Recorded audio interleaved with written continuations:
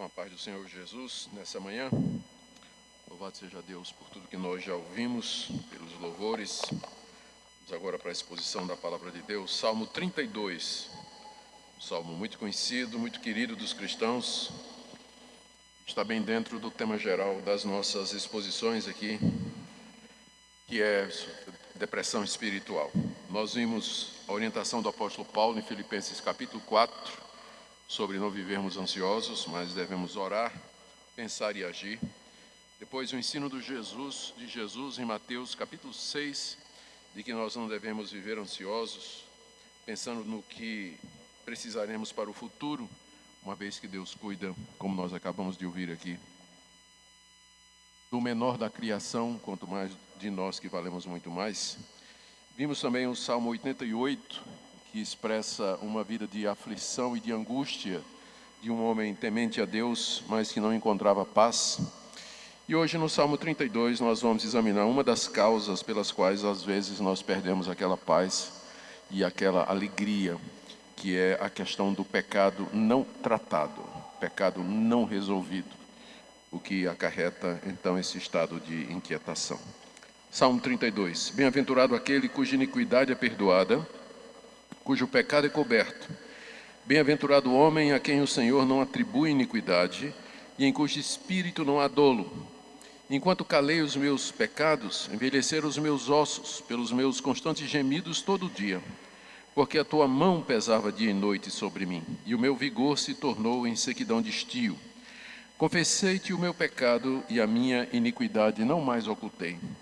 Disse: confessarei ao Senhor as minhas transgressões, e tu perdoaste a iniquidade do meu pecado.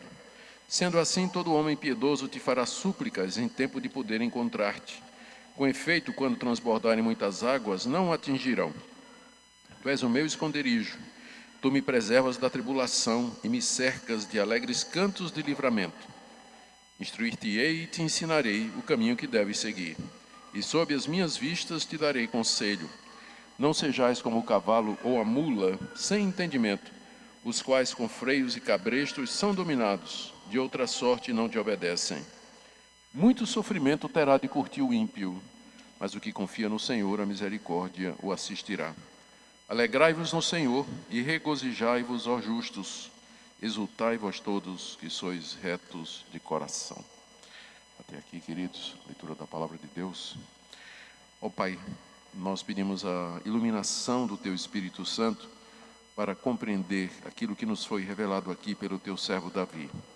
Nós queremos orar pelos aflitos, atribulados, ansiosos, angustiados, especificamente aqueles que estão passando por tudo isso, por falta de uma vida espiritual correta diante do Senhor. Nos ajuda a entender de que maneira podemos colocar nossa vida em ordem diante de Ti. Em nome de Jesus. Amém. Irmãos, esse salmo foi composto por Davi para celebrar a graça de Deus, que era maior do que o seu pecado. Era um salmo que era para ser cantado por todas as gerações, começando lá no Templo de Jerusalém. Nós não podemos ter certeza plena de quando esse salmo, tão conhecido e querido dos cristãos, foi composto por Davi. Embora, entretanto, não haja consenso entre os estudiosos quanto à ocasião, há motivos convincentes para nós aceitarmos que Davi escreveu esse salmo depois de haver caído em um grave pecado diante de Deus. Ele havia pecado contra Deus, havia transgredido a lei de Deus e acarretou essa experiência que ele narra aqui. Durante algum tempo depois de ter pecado, Davi endureceu o seu coração e ele não confessou a Deus a sua iniquidade. Talvez se justificou, talvez não quis examinar o assunto, pensou que não era relevante ou que Deus não cobraria contas dele. Contudo, finalmente, pela graça de Deus, ele veio a reconhecer que havia pecado gravemente diante de Deus e confessou a Deus o seu pecado. E mais uma vez ele experimentou em sua vida aquela graça de Deus que era maior do que a sua iniquidade. Ele foi perdoado e recebeu de volta a alegria da sua salvação. Muitos comentaristas, portanto, acham que esse salmo ele foi composto junto com o Salmo 51 depois que Davi adulterou com Batseba e mandou matar Urias, o marido dela. A história está lá no segundo livro de Samuel. O rei Davi, uma tarde, no tempo que os reis iam para a guerra, estava passeando no palácio, no terraço do seu palácio, e lá da posição privilegiada do palácio, ele avistou, nas casas populares que ficavam abaixo, uma mulher muito bonita que estava tomando banho. E Davi cobiçou aquela mulher. Mandou saber quem era Batseba, era esposa de Urias, o Eteu, que era um dos soldados de Davi, um dos soldados mais proeminentes, e que estava fora fazendo guerra junto com Joabe, o comandante dos exércitos de Davi, contra os moabitas. E então Davi manda buscar a mulher, e ela vem, e ele tem relações com ela, manda ela de volta para casa, e algum tempo depois ela manda dizer a Davi: eu estou grávida. E agora é um problema, como é que ela engravidou se o marido estava em guerra, não é? E aí é um problema muito sério. Então Davi resolve fazer o seguinte: trazer o marido para um período de descanso em Jerusalém, para que ele se deite com sua mulher, e aí seja traçado a origem da gravidez dela. Só que Urias era um soldado dedicado, ele não queria nem ir para sua casa ter com sua mulher, porque os soldados dele estavam lá no campo de batalha. E ele não viu o sentido do rei ter trazido ele até então. Davi tentou 2 vezes que Urias fosse para sua casa para se deitar com sua mulher, para ter a justificativa da gravidez dela. Ele não foi. Então Davi o manda de volta para o campo de batalha, mas com um bilhete que determinava a sua execução. E ele entrega o bilhete a Joabe, Joabe lê a ordem do rei e coloca Urias numa posição no campo de batalha onde ele estava mais vulnerável, e ele foi morto ali. Davi então traz Batseba para o palácio e se casa com ela. Mas isso que ele fez não foi agradável aos olhos de Deus. Então esse é o contexto do que nós temos aqui. Esse é o contexto do que nós temos aqui. Depois de um tempo de endurecimento, alguns acham que entre o pecado que ele cometeu e o arrependimento, cerca de alguns meses transcorreram, durante os quais Davi terminou a guerra contra os moabitas. E o seu coração estava tão duro, e o seu coração estava tão ressequido, ele tinha perdido a comunhão com Deus, que ele usou de extrema crueldade contra os inimigos vencidos. Mandou serrar ao meio, mandou trilhar os seus inimigos, uma crueldade que não era própria de Davi fazer. Mas a gente entende, quando a gente tem um quadro maior, que ele estava nesse estado, sem comunhão com Deus. A comunhão com Deus estava afetada, o coração estava endurecido. E Deus, na sua grande misericórdia, mandou o profeta Natã advertir Davi do que ele tinha feito errado. E todo mundo conhece a história. Natã começa contando uma história que ele inventou de um homem rico que, tendo recebido uma visita a determinada hora da noite, em vez de tirar uma ovelha do seu rebanho, ele foi tirar a ovelha do seu vizinho pobre, a única ovelhinha que ele tinha, e matou aquela ovelha para poder atender aquele homem que lhe visitava. E aí o profeta Natã perguntou a Davi: o que é que o senhor acha que esse homem merece? Davi ficou indignado. Esse homem é digno de morte. E Natã botou o dedo no nariz de Davi e disse: tu és o homem. Tu és o homem. E a partir daí, profunda convicção de pecado vem no coração do rei Davi. Ele se humilha diante de Deus, ele confessa o seu pecado, ele reconhece que havia errado diante de Deus.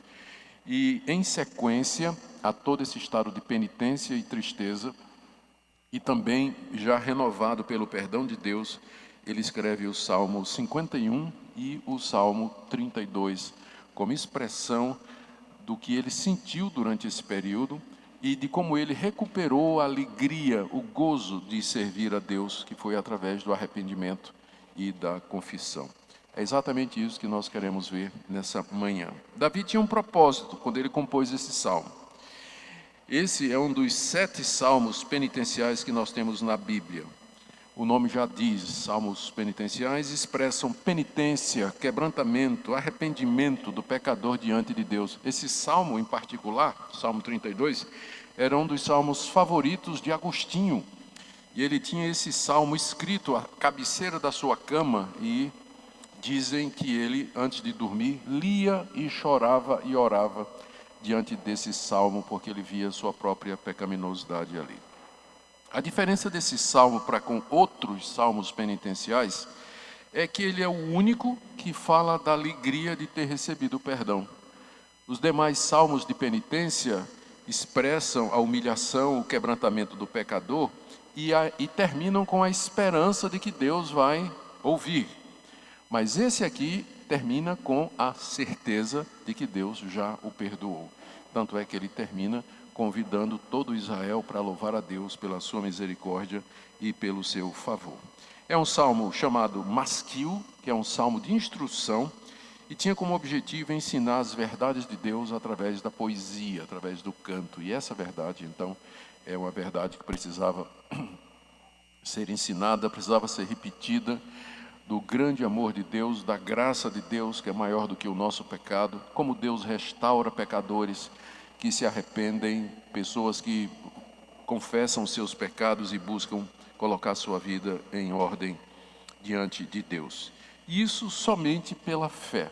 Esse salmo é citado pelo apóstolo Paulo em Romanos capítulo 4, como uma prova de que o homem é justificado pela fé somente e não por obras da lei. Ele cita exatamente o Salmo 32 como prova de que nós somos perdoados gratuitamente, não porque merecemos, porque Davi não merecia nada. Deus podia ter deixado Davi continuar no seu caminho de miséria e encontrar sua própria condenação. Mas o perdão de Deus, a graça de Deus, a justificação, ela é gratuita. É o argumento de Paulo em Romanos capítulo 4, quando ele cita aqui o Salmo 32. O Salmo 32, então, era para ser usado no culto a Deus. E eu queria que vocês imaginassem isso. Às vezes as pessoas fazem uma dicotomia entre o Antigo Testamento e o Novo, pensando que no Antigo Testamento era lei e que no Novo Testamento é graça. Na verdade, sempre foi graça. A graça estava presente na lei, porque a mesma lei que exigia um determinado comportamento do israelita, era a mesma lei que regulava os sacrifícios no templo, onde ele podia oferecer quando ele falhasse. Quando ele pecasse, ele ia para o templo e já tinha todo um ritual em que ele podia oferecer animais em sacrifício pelo seu pecado. Então, a graça já estava embutida e prevista na lei. Sempre foi pela graça. Sempre foi pela graça, nunca foi. Ninguém do Antigo Testamento foi justificado por obras da lei, por merecimento, por ser um cumpridor estrito da lei de Moisés, mas sempre pela esperança no Messias que haveria de vir e que estava prefigurado nos sacrifícios ali no templo. O Salmo 32 é um exemplo disso. É um salmo que fala do perdão de Deus, da graça de Deus, da misericórdia de Deus para pecadores que não merecem. E está bem no centro do saltério, bem no centro do Antigo Testamento. E é isso que Davi queria celebrar. E como ele queria celebrar, não é? Davi era o cantor de Israel, ele mesmo tinha feito extensas reformas no culto a Deus, ele introduziu música como parte do culto, foi com Davi que a música entrou no culto, não é? Antes dele não tinha. Ele criou instrumentos de música, harpas, liras, símbolos, trombetas, organizou coral de levitas para ministrarem o louvor, dividindo por vozes, compôs muitos salmos para serem cantados no templo em diversas ocasiões sob um mestre de canto, e esses salmos eram entoados durante os sacrifícios e oferta de holocaustos, durante a leitura e instrução da lei de Deus pelos sacerdotes e levitas e durante as ações de graças e louvores a Deus. Ou seja, quando Davi compõe esse salmo, ele tem como objetivo instruir o povo de Deus, encorajar o povo de Deus. Esse salmo era para ser cantado lá no templo, talvez durante o momento do sacrifício, para lembrar da grande misericórdia de Deus. Através desse salmo, então, o povo de Deus cantava a graça que é maior do que o nosso pecado. Amém? O que é que Davi cantou no Salmo 32? Vamos agora fazer a divisão dos salmos. São cinco divisões. E eu quero ver com vocês aqui. Vamos entender exatamente o que é que Davi cantou aqui. Primeira parte, Davi fala a respeito da bem-aventurança daquele que é salvo pela graça somente. Versos 1 e 2. Bem-aventurado aquele cuja iniquidade é perdoada. Bem-aventurado quer dizer feliz. Feliz aquele cuja iniquidade é perdoada, cujo pecado é coberto. Feliz o homem a quem o Senhor não atribui iniquidade e em cujo espírito não há dolo. Aqui, Davi começa o salmo descrevendo as bênçãos do perdão que ele tinha recebido de Deus. Davi era um homem muito bem-aventurado, era um homem muito agraciado. Ele era rei, ele era rico, ele era poderoso e popular. Tudo o que alguém no Antigo Oriente poderia querer.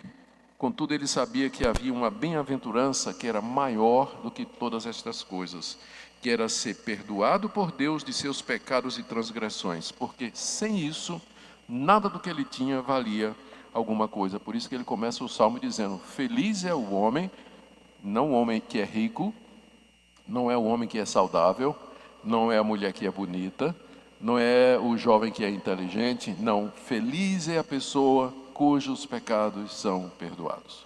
Essa é a maior felicidade que nós podemos ter aqui nesse mundo e ela é a base de toda essa vida de alegria e regozijo que a Bíblia nos fala. Ele menciona 4 bênçãos daquele que é verdadeiramente feliz. No verso 1, perdão para as transgressões. Bem-aventurado aquele cuja iniquidade é perdoada. Depois, ter o pecado coberto ou apagado. Feliz é aquele cujo pecado é coberto. Ele está falando aqui do sistema sacrificial do Antigo Testamento. No dia do Yom Kippur, que era o dia da expiação, o sumo sacerdote entrava lá no santo lugar, onde estava a arca do tesouro, fechada com o propiciatório, que era a tampa onde estavam os querubins, e dentro estava a lei que nos condena, a lei que caracteriza o pecado. E o sumo sacerdote cobria o propiciatório com sangue. Portanto, o pecado era coberto, a lei que caracterizava o pecado, ela era coberta pelo sangue no propiciatório. Feliz é aquele cujo pecado é coberto pelo sangue de Jesus. Feliz é aquele cujo pecado é coberto pelo sangue de Jesus. Ter o pecado coberto ou apagado, ter a iniquidade desconsiderada, verso 2, bem-aventurado o homem a quem o Senhor não atribui iniquidade. Mesmo que Davi pecou daquele jeito, mesmo que Davi cometeu tão grave crime, adultério e assassinato, entretanto, arrependido, quebrantado, confessante, humilde diante de Deus, ele teve a sua transgressão coberta, o seu pecado perdoado, e Deus não mais lhe atribuiu a iniquidade. Atribuir a iniquidade significa imputar o erro. Deus coloca na sua conta o erro. Mas aqui Davi, Deus tirou esse pecado da conta de Davi. Feliz é o homem a quem Deus não atribui iniquidade. Ou seja, a conta está no azul, não está em vermelho. Não porque você fez alguma coisa boa, mas por conta das misericórdias de Deus mediante Jesus Cristo. E, finalmente, a 4ª bênção que ele menciona aí nos versos 1 e 2 é ser liberto do engano. Verso 32, aliás, capítulo 32, verso 2. Feliz o homem a quem o Senhor não atribui iniquidade e em cujo espírito não há dolo, não há engano. Deus já tirou o engano do seu coração e os efeitos do engano no seu coração. Gente, essa é a maior felicidade que alguém pode ter nesse mundo. Você ter relacionamento com Deus que perdoa as suas iniquidades, que não lhe atribui seu pecado, que cobre com o sangue do seu Filho as suas transgressões e que lhe livra o seu coração do engano. Essa é a sede, essa é a origem e a raiz da verdadeira felicidade aqui. As coisas desse mundo, elas podem nos trazer uma felicidade temporária. Um carro legal, uma casa maravilhosa num local maravilhoso, saúde, prosperidade, mas nada se compara a bem-aventurança daquele que é perdoado por Deus. E uma das causas, eu creio, da depressão espiritual que muitos crentes vivem se sentindo abatidos, ansiosos, é a culpa. Eles não conseguem acreditar que o perdão de Deus possa chegar a esse ponto que chegou aqui. E muito menos com relação a eles. E carrega o fardo da culpa. Será que Deus de fato me perdoa? Será que Deus de fato apagou a minha transgressão? Será que esse sofrimento que eu estou passando não é a chibata de Deus nas minhas costas? Deus está irado comigo? Deus está querendo me destruir? Pode ser. Nós vamos ver aqui algumas condições. Mas o básico e a vida padrão do crente é viver no descanso do perdão que Deus lhe dá. A graça que é maior do que a vida. Muito bem. Essas bênçãos, elas não vêm de Davi, elas foram concedidas gratuitamente por Deus. Agora veja, a segunda parte do Salmo, que vai do verso 3 e 4. Davi descreve a dor e o sofrimento pelos quais ele passou, porque ele não buscou a graça de Deus para o perdão em tempo. Está aí. Enquanto calei os meus pecados, envelheceram os meus ossos pelos meus constantes gemidos todo dia, porque a tua mão pesava dia e noite sobre mim, e o meu vigor se tornou em sequidão de estio. Aqui nesses dois versículos, Davi descreve os sentimentos que ele teve durante aquele período, durante o período entre o pecado que ele cometeu e o seu arrependimento. E ele descreve da seguinte maneira: ele se refere a esse tempo como um tempo em que ele endureceu o seu coração. Verso 3, enquanto calei os meus pecados, não é? Isso é, ele não procurou a Deus arrependido para dizer a Deus: Deus, eu cometi um pecado, Deus, eu adulterei com Batseba, Deus, eu mandei matar Urias. Ele não procurou Deus. Ele calou os seus pecados, talvez raciocinando: eu sou o rei, eu posso ter a mulher que eu quiser. Eu sou o rei, eu tenho poder de vida ou morte sobre meus súditos, eu posso mandar matar quem eu quiser.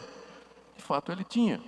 Só que a teocracia de Israel era governada pela lei de Deus: não adulterarás e não matarás. Davi não podia tudo impunemente. Talvez ele se consolou durante aqueles meses imaginando isso. Mas a verdade é que, quanto mais tempo passava, mais ele experimentava o distanciamento de Deus e o sofrimento que ele descreve aqui. Veja como ele fala do que ele passou. No verso 3, ele diz assim: enquanto calei os meus pecados, envelheceram os meus ossos.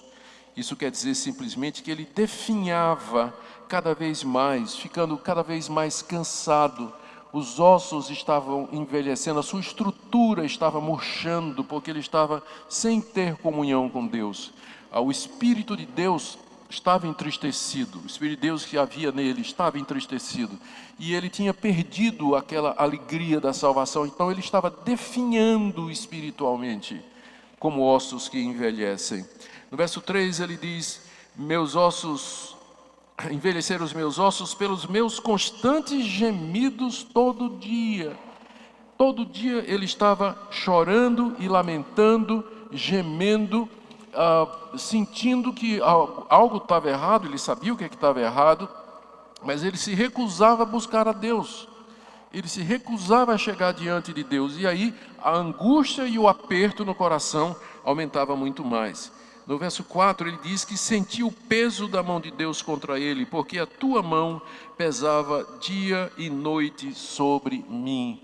A mão de Deus estava sobre Davi, não para abençoar, mas para castigá-lo, para afligi-lo com sofrimentos físicos e mentais, com o objetivo de despertar Davi para ver a enormidade do pecado e a gravidade da transgressão que ele havia cometido. E a outra comparação, ainda no verso 4, ele diz: o meu vigor se tornou em sequidão de estio, ou seja, como a água que se evapora na época do verão no deserto. Então o ânimo de Davi é como aquela água que corria, por exemplo, nas campinas do Negueb, no deserto do Negueb, quando chovia, e aí o sol era tão quente que ela logo evaporava. O riacho nem ia muito longe porque evaporava. Ele diz: o meu ânimo era assim, se tornou em sequidão de estio, né? Como uma terra seca durante a falta de chuva. Era assim que ele estava se sentindo. É interessante que no Salmo 51, que é irmão desse aqui, ele diz assim: faze-me ouvir júbilo e alegria, para que exultem os ossos que esmagaste. Não me lances fora da tua presença, restitui-me a alegria da tua salvação. É o Salmo 51, que é irmão desse salmo aqui. E se você quiser depois ver no segundo livro de Samuel, capítulo 24, verso 10, ele voltou a pecar contra Deus. Depois de haver recenseado o povo, Davi ficou com dor no coração. É isso que o pecado faz, né? Ele sentiu dor no coração depois que ele cometeu o pecado de mandar contar o povo para sentir quão poderoso era a nação de Israel e o tamanho do poder do seu império, os motivos errados, e o seu coração adoeceu. Eu acredito, volto a dizer, que existe essa possibilidade de que muitos crentes estão vivendo um momento de depressão espiritual, porque eles se recusam a colocar sua vida em ordem diante de Deus. Confessar algum pecado, consertar um relacionamento, descontinuar uma certa prática, mudar determinados hábitos que são claramente pecaminosos, que entristecem o Espírito Santo. E quanto mais você insiste, quanto mais você continua nisso, mais a angústia, mais a tristeza, mais o vazio. E aí o crente perde desejo de ler a Bíblia, vontade de orar, fica sem vontade de ir para a igreja, ele fica sem desejo de buscar as coisas espirituais, porque ele sente que alguma coisa está errada. É exatamente a experiência de Davi. Agora, a terceira parte do Salmo, o que aconteceu que Davi veio novamente a cantar as maravilhas da salvação pela graça somente? Verso 25. Confessei-te o meu pecado, e a minha iniquidade não mais ocultei. Disse: confessarei ao Senhor as minhas transgressões, e tu perdoaste a iniquidade do meu pecado. Nós já vimos que por conta da sua graça maravilhosa, Deus mandou o profeta Natã advertir Davi do pecado que ele tinha cometido, segundo Samuel capítulo 12.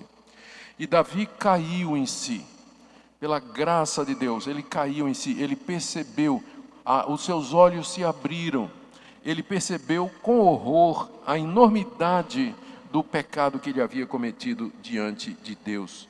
E ele confessa a Deus que ele tinha feito isso arrependido. Lá no segundo livro de Samuel, capítulo 12, verso 13, onde está narrado esse encontro de Natã com ele, Davi, está escrito assim: então Davi disse a Natã: pequei contra o Senhor. Finalmente, não é? Depois de meses de depressão, de angústia, de ossos envelhecendo, do ânimo definhando, perdendo o vigor espiritual, finalmente ele chega no ponto em que ele diz: pequei contra o Senhor. Não adianta fugir de Deus, não adianta continuar negando, mas a verdade é essa, que eu pequei contra o meu Deus. E a resposta de Natã foi: também Deus perdoou o seu pecado, você não morrerá. Deus perdoou o seu pecado. Que Deus maravilhoso, que graça maior do que o nosso pecado. Deus que perdoa iniquidades e transgressões do pecador genuinamente quebrantado, arrependido e confesso. Davi cai em si, reconhece que havia pecado, se arrepende, confessa, é perdoado, não mais oculta a iniquidade, para de tentar encobrir a culpa, para de tentar se justificar e confessa as suas transgressões a Deus. É claro que Deus sabia o tempo todo, mas Ele quer de nós isso. Ele quer de nós uma confissão sincera e verdadeira. E o resultado da confissão foi que ele experimentou o perdão de Deus. Verso 5.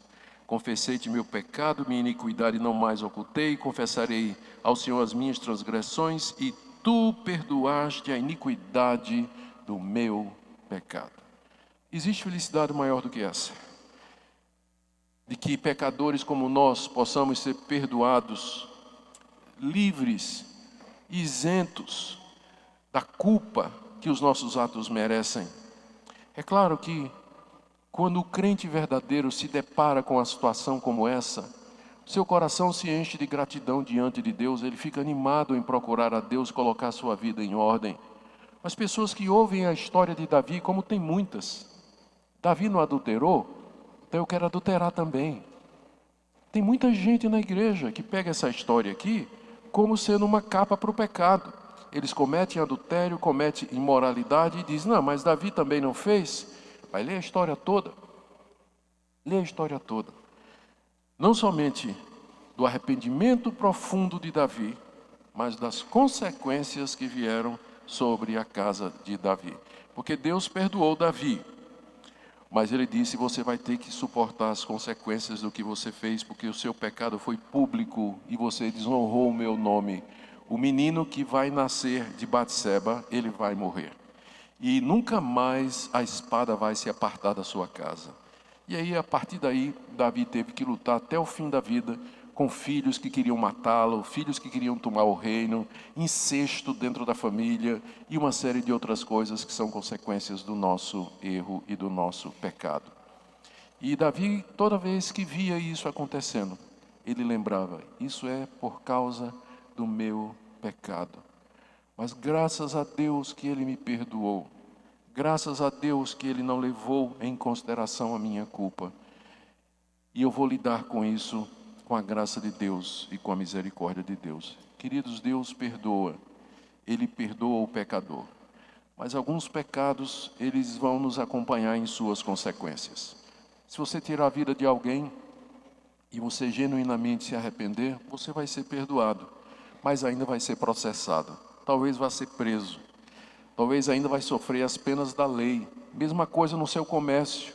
Mesma coisa nos seus negócios. Deus pode perdoar você, mas você vai levar as consequências daquilo que aconteceu.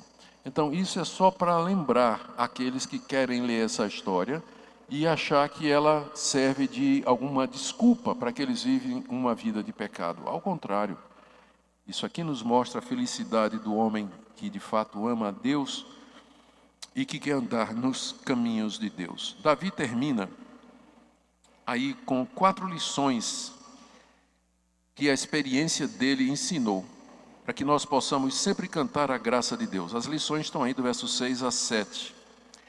Primeira, sendo assim, ele agora começa a concluir, não é? Sendo assim, à luz de toda essa história que eu contei agora, a minha experiência, sendo assim, todo homem piedoso te fará súplicas em tempo de poder encontrar-te. A primeira lição que Davi tira da experiência dele. Que todo homem piedoso, que teme a Deus, homem aqui, homem, mulher, genérico, toda pessoa que teme a Deus, ama a Deus e quer andar nos caminhos de Deus, não vai deixar passar tempo entre o pecado e a confissão. Mas ele vai buscar a Deus em tempo de poder encontrar, antes que a ira de Deus venha sobre ele e que o castigo de Deus venha em cima daquele que é filho de Deus e que Deus disciplina. É talvez, provavelmente, um dos textos que nós vamos ver, Hebreus 12, a disciplina de Deus sobre os seus filhos, que às vezes é pesada, a mão de Deus pesa mesmo. Pesa mesmo. Então, lição número 1, pecou, arrependa-se imediatamente, procure a Deus enquanto você pode achar. Coloque sua vida em ordem diante de Deus, não fica aguardando, porque quanto mais tempo você passa, mais o coração vai se endurecendo, mais o pecado vai criando raízes no seu coração, mais os sentidos espirituais vão se embotando e mais você vai perdendo o ânimo de servir a Deus. Essa é a primeira lição. A segunda está aí nos versos 8 e 9. Instruir-te-ei e te ensinarei o caminho que deves seguir, e sob as minhas vistas te darei conselho. Não sejais como o cavalo ou a mula sem entendimento, os quais com freio e cabrestos são dominados, de outra sorte não te obedecem. Aqui Davi registra a resposta de Deus. Aqui é Deus falando. E ele diz a Davi, Davi, eu vou te instruir e eu vou te ensinar no caminho que você deve seguir. Você aprendeu essa grande lição, você foi perdoado, você foi restaurado pela misericórdia de Deus, pela minha misericórdia.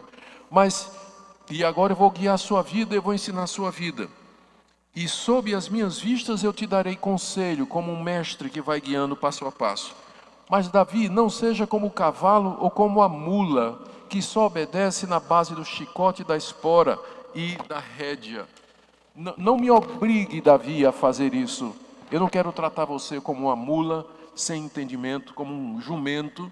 Desculpa, eu não queria insultar ninguém. Né? Como um jumento. Né? Deus não quer tratar a gente como um jumento que só aprende ou que só vai na pancada. Animal irracional que só vai na pancada. Portanto, presta atenção, fique esperto, aprenda com estas coisas. É a lição número 2 que Davi traz aqui. A terceira está no verso 10. Muito sofrimento terá de curtir o ímpio, mas o que confia no Senhor, a misericórdia o assistirá. A misericórdia de Deus nos cercará e protegerá, ao contrário dos ímpios que não se arrependem, que não pedem perdão a Deus, que não reconhecem que pecaram, que adulteram, que matam, que roubam, nunca se voltam para Deus, não perguntam o querer de Deus ou o que é que Deus pensa a respeito disso tudo, não querem reconciliação com Deus. Muito sofrimento essas pessoas vão sofrer, vão passar. Mas o que teme ao Senhor, a misericórdia de Deus vai assisti-lo. Existe coisa melhor do que essa? Bem-aventurado aquele cuja iniquidade é perdoada. É por isso que Davi começa o Salmo dizendo exatamente isso. E por último, queridos, a última coisa aqui do Salmo, antes de passar para as aplicações, Davi exorta o povo a cantar as maravilhas da salvação pela graça, no verso 11. Alegrai-vos no Senhor, regozijai-vos, ó justos, exultai vós todos que sois retos de coração. Vocês que foram justificados, vocês que foram perdoados, que foram lavados no sangue precioso de Jesus, se alegrem no Senhor e se regozijem no grande perdão e na misericórdia que Ele nos dá. Deixe-me concluir para terminar. São 6 conclusões aqui, bem rapidinho. Primeira lição aqui que eu queria tirar à luz de tudo que a gente já viu sobre depressão espiritual. As angústias, inquietações, ansiedades, pânico, medo e outros sofrimentos mentais, eles são efeitos do estrago do pecado na alma humana. O pecado não somente atacou nosso corpo, trazendo doenças e finalmente nos levando à morte, mas atacou também o nosso interior, nossa alma ou espírito, como queira chamar. Então, pessoas sofrem. Eles têm problemas e aflições mentais agudas, como depressão, ansiedade, essas coisas todas que eu falei. Todos nós estamos sujeitos a isso. E não existe ninguém isento disso. Nem o melhor crente, ele está isento disso. Às vezes não tem nada a ver com a vida espiritual. Não tem nada a ver com a vida espiritual. A vida espiritual está boa. Você está em comunhão com Deus, mas mesmo assim, as aflições mentais, físicas e outras vêm sobre nós, porque Deus tem outros propósitos, como nós veremos amanhã. Ele usa tudo isso com a finalidade de criar em nós caráter cristão, desapegar nosso coração das coisas dessa vida, nos fazer almejar pela eternidade e assim por diante. A segunda coisa que eu queria dizer é que nem sempre esses sofrimentos, eles são decorrentes de um pecado específico, uma transgressão particular que nós cometemos. Esse foi o erro dos amigos de Jó. Quando eles viram Jó destituído de tudo, família, bens, saúde, se rapando com um caco de telha, lá os tumores que brotavam da sua pele, eles foram procurar a causa daquilo ali em alguma coisa errada que Jó tinha feito. E que Deus então estava castigando Jó, porque Jó havia pecado contra Deus. E Jó o tempo todo dizendo, mas eu não fiz nada. Eu não me lembro de ter cometido algum pecado que justificasse que Deus está fazendo isso comigo. Então, o caso de Jó mostra que pessoas podem sofrer profundamente e não é resultado de um pecado específico. Ele não está sendo punido por um pecado específico. No caso de Jó, é que Deus tinha um propósito maior, que era mostrar que a integridade de Jó, Jó amava a Deus, não pelo que Deus lhe dava, mas pelo que Deus era, por quem Deus era. Essa é a verdadeira fé. Agora, deixe-me dizer uma terceira coisa. Contudo, apesar disso tudo que eu falei, há ocasiões em que a angústia, inquietação, depressão, desânimo, medo e pavor são resultado de algum pecado específico, que é o caso do Salmo 32, que nós acabamos de ler agora. Davi descreve muito bem o que é que ele passou enquanto ele não acertou sua vida diante de Deus. Deus afastou seu rosto de Davi, Davi perdeu a alegria e o gozo, e Deus o afligiu mentalmente de outras maneiras para deixar claro que não iria passar em branco e que não concordava com aquilo que Davi havia feito. Portanto, aqui é meu quarto ponto, sempre a primeira pergunta que nós temos que fazer a Deus, quando a angústia, a tentação, a ansiedade começam a querer entrar em nossa alma, é essa: Senhor, eu entristeci o Espírito Santo em alguma coisa? Eu fiz alguma coisa que te desagradou? Eu não estou vendo. Sonda meu coração. Tem essa, você pode orar como o Salmo 139. Sonda-me, ó Deus. Conhece o meu coração, prova-me, conhece os meus pensamentos. Vê se há em mim algum caminho mau. Guia-me pelo caminho eterno. Porque às vezes a gente não consegue ver. O nosso coração é tão cheio de trevas, a depravação é tão profunda que às vezes a gente olha, a gente só vê escuridão. A gente não consegue nem discernir os motivos pelos quais a gente faz determinadas coisas. Então você pode pedir a Deus: Deus, isso que eu estou sentindo é consequência de alguma coisa errada que eu fiz? Sonda, Senhor, porque eu não estou conseguindo ver. Me ajude a entender, manda alguém para me ajudar, ou fala ao meu coração, usa algum meio, causas secundárias que o Senhor estabeleceu, para que possa me esclarecer com relação a isso aí. E, em quinto lugar, se ficar claro que existe alguma coisa sim, que está entre você e Deus, se ficar claro que tem alguma prática pecaminosa, algo de que você precisa se arrepender e confessar, não demore em fazê-lo, não demore em confessar e colocar em ordem a sua vida diante de Deus. E a última coisa que eu queria dizer é que o Salmo 32, mais do que um salmo que nos chama ao arrependimento, é um salmo que celebra a graça que é maior do que o seu pecado, a graça que é maior do que a minha iniquidade. Um Deus que nos conhece e, com base naquilo que seu Filho fez na cruz, está disposto a se reconciliar com você, para que você conheça o gozo da salvação, a alegria da salvação, para que você experimente aqui esses momentos de tranquilidade e paz no meio desse vale de lágrimas que nós vivemos, que é o mundo onde Deus nos colocou. Amém, queridos? Ó Deus, aplica essa palavra no coração de cada um, começar no meu, para que nós vejamos a graça que é maior do que o nosso pecado. Maravilhosa graça, amazing grace, graça maravilhosa, como cantava o Senhor os de outrora. Enche a nossa boca com esse cântico também, para que nós possamos te louvar, em nome de Jesus. Amém. Amém.